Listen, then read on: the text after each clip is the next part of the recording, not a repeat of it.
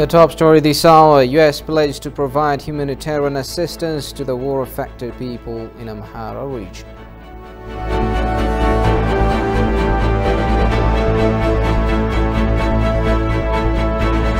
Citizens call for further coordinated offensive to curb TPLF aggression in Amhara and beyond.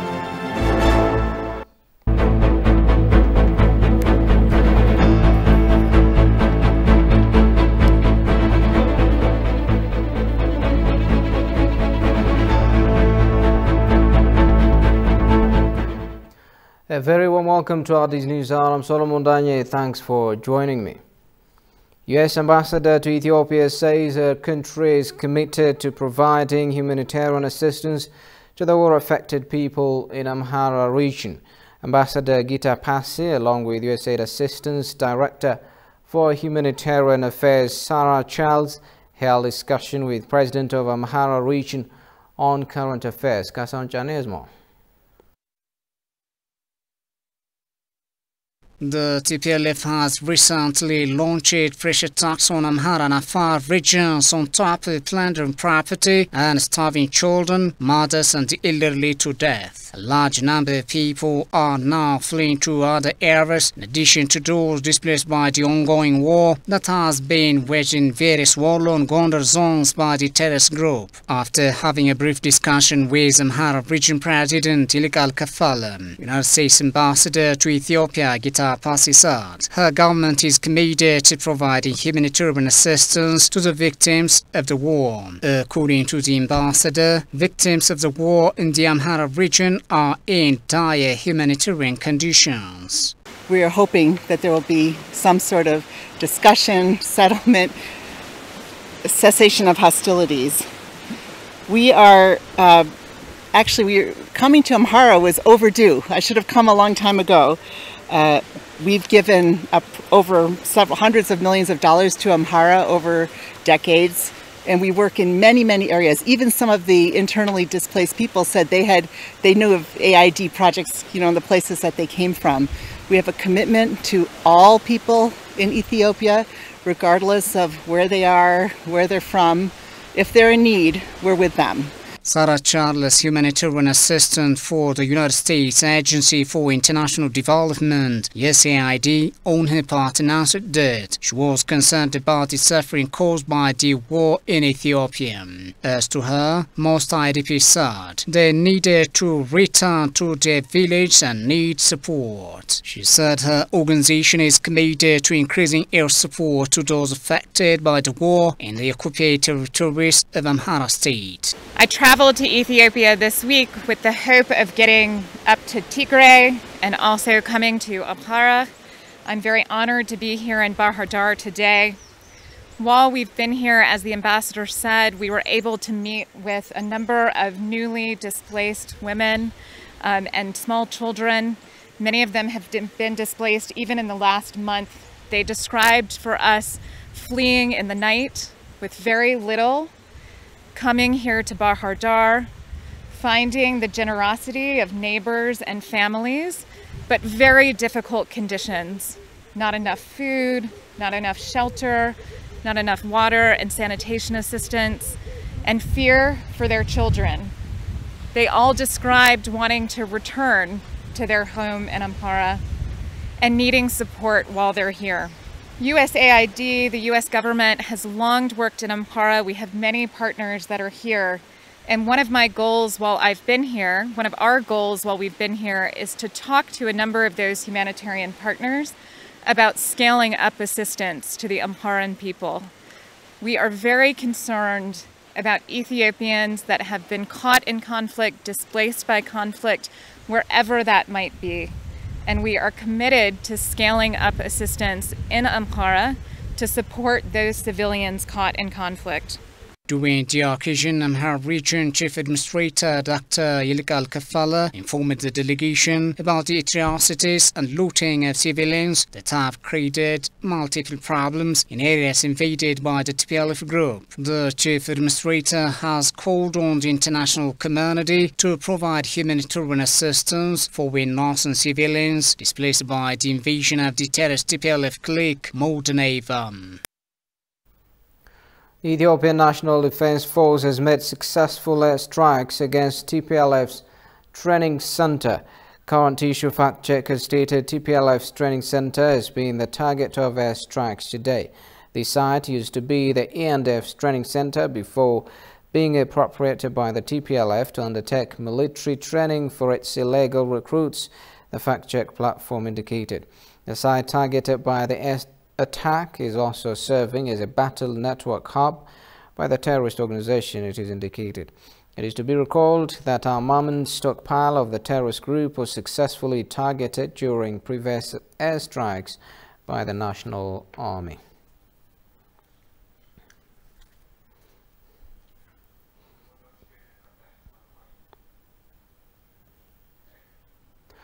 The South Gondar administration calls for further coordinated offensive to curb the TPLF aggression in the Amhara and adjacent Afar region. The head of the administration calls upon all Ethiopians to battle against the terrorist group. Abtam Ashagri had the details. Ever since the TPLF insurgents stepped in Amhara and Afar regions, they opened an open attack on civilians and their properties. Talking to TV, South Gondar Administrative Yegasisai said the Ethiopian National Defense Force, along with the Amhara Special Force and other security forces, have launched an offensive to demolish the TPLF gangs in South Gondar. The TPLF mafias have undertaken mass looting and gross human rights violations in the region. The TPLF mafias are working to achieve three objectives. Firstly, they are striving to disintegrate Ethiopia. Secondly, they are working to disgrace the people of Amhara and Ethiopians. Thirdly, they are looting and accumulating resources. These are the TPLF's objectives.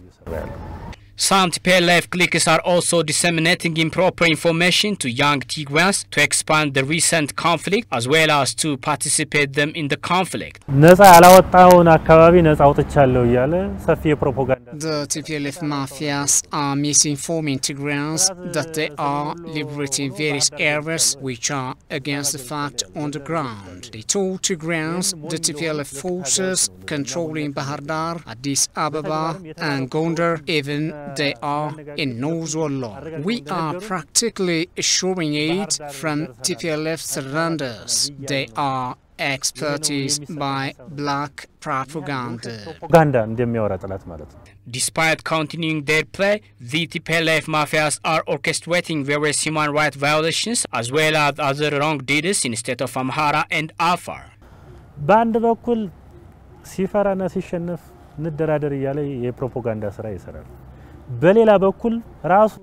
They propagate to negotiate with the federal government, but they are committing war aggression in the state of Amhara and Afar. Even they are expressing themselves as wrongly treated. They are masterminded elements for all devilish acts in Ethiopia. By the way, they are undertaking double-standard characterization. We Ethiopians are all informed what they are doing. Only few individuals confused about the matter. I hope they will know it soon. Further efforts are needed to demolish all war aggression of TPLF mafias in the state of Amhara and Afar, Yirgari market. There's a manifestation of the unholy alliance between TPLF and some external agents. Egypt and Sudan conducted joint military drill came last Tuesday following TPLF's heavy losses in the conflict in northern Ethiopia. The Egyptian army disclosed that a joint military drill was conducted last Tuesday involving Egyptian border troops and Sudanese military. In the following report, The joint military maneuvering between Egypt and Sudan is not a new phenomenon. Egypt has been signing military agreements with all states bordering Ethiopia, and the recent one came after it failed to maintain its diplomatic moves over the $5 billion GERD project being built on the Abai River. Egypt doesn't only want to preserve its colonial-era water monopoly over the Blue Nile, but also shows strong desire to remain a dominant power in the region, and it knows the Grand Ethiopian Renaissance Dam project will inevitably shift this power balance in the region, making Ethiopia an emerging power in the Horn of African region. That's why Egypt has left no stone unturned to stop Ethiopia from finishing what's said to be Africa's biggest hydropower dam upon completion. In the course of events, Egypt has failed in the GERD trilateral negotiation over the past 10 years. Tracing back in the last 60 or more years, no Egyptian president has failed to threaten Ethiopia over the use of Abai River, which is Ethiopia's gift of God. The incumbent Abdel Fattah el-Sisi is no different. As Egypt understood Ethiopia takes the dam as existential project, it has resorted to strengthen its decades-long futile act of destabilizing, weakening and dismantling Ethiopia. One obvious way to attain this is through backing the terrorist groups in Ethiopia. Outstanding instances of this can be explained with Egypt's backing of the TPLF when they were fighting the Derg regime and the secessionist OLF when it was fighting against the TPLF, and now backing the TPLF itself again only because the TPLF wants to dismantle Ethiopia. However, now the reality on the ground in North Ethiopia is against the evil wishes of Egypt or TPLF. The TPLF is losing control of its holdings in Amhara and Afar regions as the Federal Army confronted it with counterattacks. Besides, the Ethiopian Air Force has destroyed TPLF's major military bases and weaponaries in Mekelle. This has given Egypt a clue that its Trojan horse, TPLF, is now unable to move forward to dismantle Ethiopia or at least topple Abiy Ahmed's government. This is in fact a joint vision of Egypt and TPLF propagated through Egypt media, as Getachew Radda, TPLF spokesperson, said. Our relationship with the OLA, but we are ready to work with anyone. Another proof of the joint vision is that while the Sudanese army is still deep inside Ethiopian territory and TPLF continues to ravage Afar and Amhara, Egypt says nothing. Despite this joint vision against Ethiopia's will to prosper together using a transboundary river, Egypt's strategy should shift from manipulating agents like the TPLF to transforming its old tactic of threatening Ethiopia. Then, the recent military drill with Sudan armed forces is a manifestation of that. Perhaps a major takeaway is that Egypt's appetite to make joint military drills or signing military cooperation with Ethiopia's neighbors comes as Ethiopia's GERD is close to see a major breakthrough. For example, in May, April and June 2021, just before Ethiopia was about to announce its second filling of the GERD's reservoir, Egypt pulled Sudan into a military drill, and now the GERD is expected to start initial power generation with its two units in few months' time. This motivated Egypt to drag Sudan to another military drill, but the recent joint drill might be a little different because now there can be powers that have stood with TPLF and against the 115 million Ethiopian population. It's a very dangerous situation because Egypt is not going to be able to live that way, and they'll end up blowing up the dam, and I said it and I say it loud and clear, they'll blow up that dam. And they have to do something because they could have stopped it. They should have stopped it long before it was started. I said, how do you let it get built and then you say they have a dam?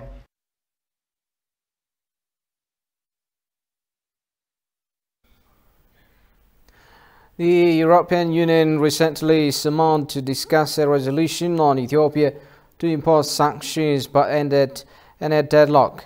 What does the international law say about passing a resolution against a sovereign nation? To reflect on the issue, we have invited lawyer Fasil Sleshi over the phone. It's good to talk to you, Mr. Fasil. Thank you for having me, Mr. Solomon. Good. Can any organization like the European Union pass resolution on a sovereign nation? Isn't it a violation of international law? Thank you again. As you have said, the international organizations such as AU cannot deliberate upon a matter which is within the exclusive jurisdiction of a domestic, matter. Mm-hmm. So this is strictly against the very principle of non-intervention as it has been provided in the UN Charter. Therefore, countries are territorial integrity and political independence is strictly prohibited. It is an inherent rights of a state to deal with its own domestic affair. So this amounts to the act of the European Union to deliberate upon the sovereign matters of a state is total transgression of international law. It's to be recalled that the Ethiopian government expelled 7 humanitarian workers for overplaying their role as humanitarian workers, and the UN openly criticizes the move. Does the international law allow the UN to force Ethiopia receive them back? No, it doesn't have any right to enforce a foreign, a sovereign state to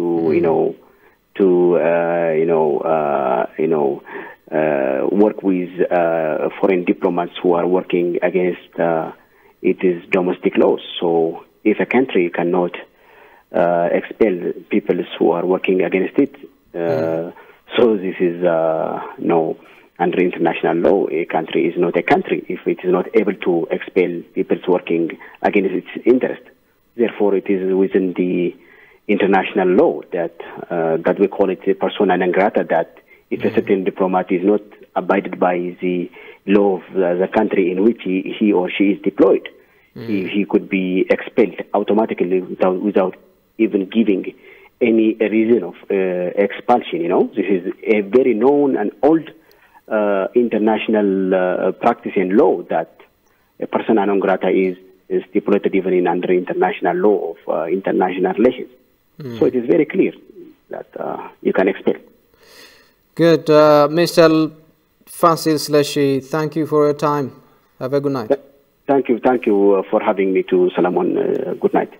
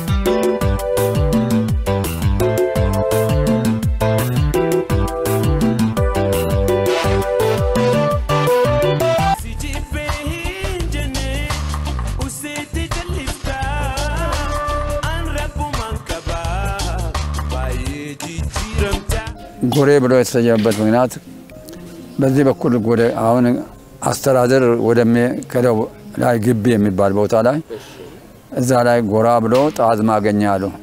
ጣዝማ አገኝቶ ጎራ ብዬ ጣዝማ አገኘው ማለት ነው። በኦሮምኛ ግን ጎሬን ዳሙ አርገዴ ብሏል። ጎሬን ዳሙ አርገዴ ስል ጎሬ አሉት ይባላል። ሰርቦ አረዶ ይባላል። ይሄንን መጀመሪያ እንደዚህ ብሎ ያስወጣ ይባላል።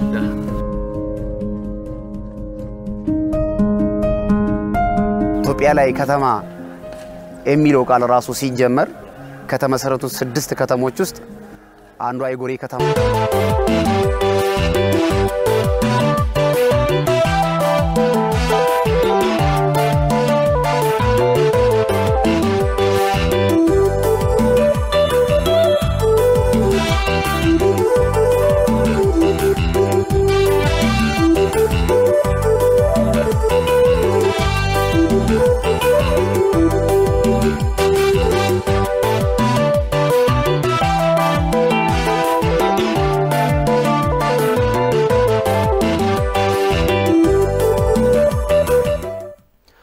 Welcome back. You're watching Addis News Hour.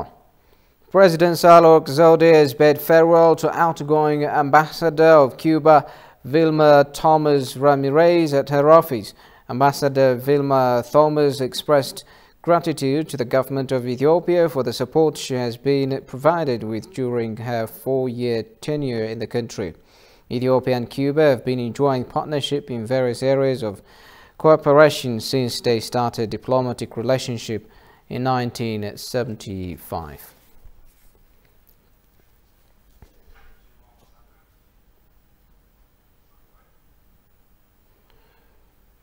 Meanwhile, State Minister of Foreign Affairs Redwan Hussein bade farewell to the outgoing ambassador of the Republic of Cuba, Vilma Thomas Ramirez, on Thursday. The State Minister appreciated the long-standing and fraternal relationship between the peoples and the governments of the two countries. The outgoing ambassador has commended the relentless effort of Ethiopia, reinforcing its ties with Cuba. Alula Taklamaram reports.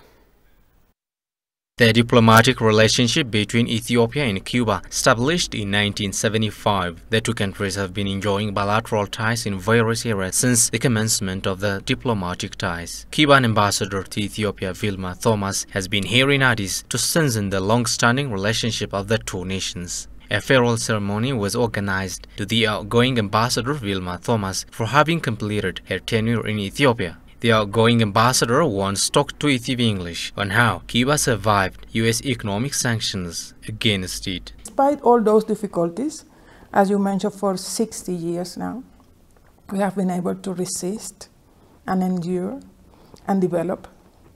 And we are very proud that although it has cost a lot, and it has been, 7 out of 10 Cubans have lived all their life under this blockade. She also commended the relentless efforts of Ethiopia to lifting of U.S. sanctions against Cuba. Ambassador Vilma explained the Ethio-Cuban long-standing ties. My stay here has not only been an opportunity for me to learn about Ethiopia, but also an opportunity to show more of Ethiopia to Cuba. Through different ways, through promoting more Ethiopia, through social media. Even during the time we organize every year Africa Day for Africa, a journey in Cuba. And the role of the embassy was to show a lot of Ethiopian culture during that commemoration. So we share it with Cuban media, with Cuban press. And in a way, we are also contributing to show Ethiopian culture to Cuba in this regard. Speaking on the farewell ceremony, State Minister of Foreign Affairs Redwan Hussein noted the importance of cementing ties between the two countries with active economic, social and political engagements. He said the people and government of Ethiopia remember with gratitude the contribution of the people and government of Cuba during the fight against the barbarous invasion of Ethiopian territories.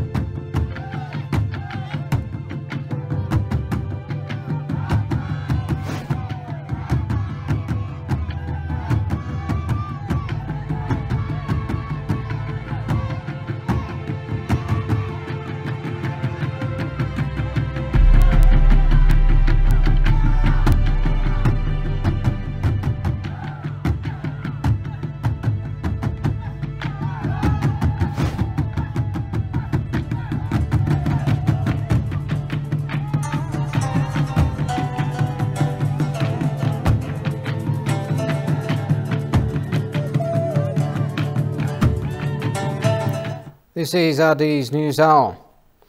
Rival Sudanese protest leaders urged their supporters to remain peaceful on the eve of a critical day of demonstrations over the fate of the country's fragile transition to civilian rule. Opposing factions of the civilian umbrella forces for freedom and change, including a pro-military splinter group, have called for competing rallies Thursday. Goshimel more from France 24.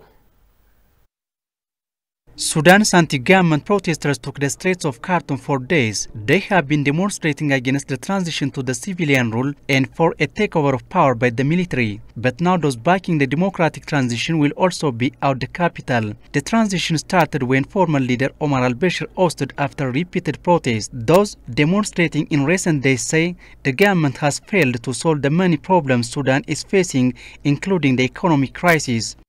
وقاعدين هنا لحد ما حمدوك ده يشوف لنا حل يا يمشي هو يا يمشي وزراه يا تنتهي القصة. الاعتصام هنا اعتصام سلمي واعتصام ما فيه أي حاجة واعتصام مشاركين فيه كل الناس ونحن لما طلعنا لتغيير أفضل مو طلعنا لحاجة مؤسفة للدرجة دي نحن الآن هسه ما في أي حاجة.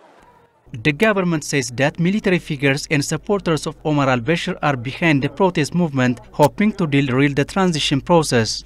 لقد تابعتم الأحداث الأخيرة في البلاد والأزمة السياسية الحادة التي نعيشها الآن ولا نبالغ إن قلت إنها أسوأ وأخطر أزمة تهدد الانتقال بل وتهدد بلادنا كلها. The government says an attempted cause averted last month. Meanwhile, General Abdul Fattah al-Burhan, the head of Sovereign Council, since he is committed to the democratic transition. Earlier this month, Prime Minister Abiy Ahmed, in his remark, expressed his optimistic that Sudan can resolve the problem by itself it has faced. Before we go, a quick reminder of our top stories. US pledged to provide humanitarian assistance to the war-affected people in Amhara region.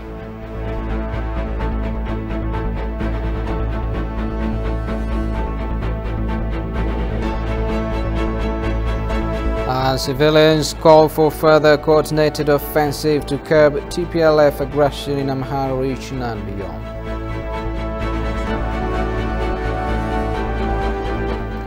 Well, that's it for the news from me, Solomon Danya, and the rest of the English team here in the studio. Thanks for watching. Goodbye.